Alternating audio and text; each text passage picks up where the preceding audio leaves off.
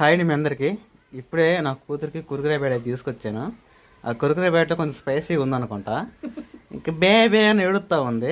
ఏనమ్మా సుహాసిని ఇందుకు చీడు ముక్కుతా తినపోతే ఏమన్నట్టే నాకు ఇలా ఇత్తా తంతా అని అంటా ఉంది. అందుకని చెప్పేసి అది తింటా ఉంది. సుహాసిని కొంచెం పెట్ట నాకు. ఆ చీడు ముక్కు తినపోతే ఏమి మంట కదా, ముక్కులే ఉంటుంది గోండి.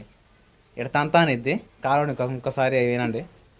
ఏంది తంతా ఇంకోసారి తంతవా ఏడ మరి కండ బట్టి నీరు రాళ్ళం మేమా.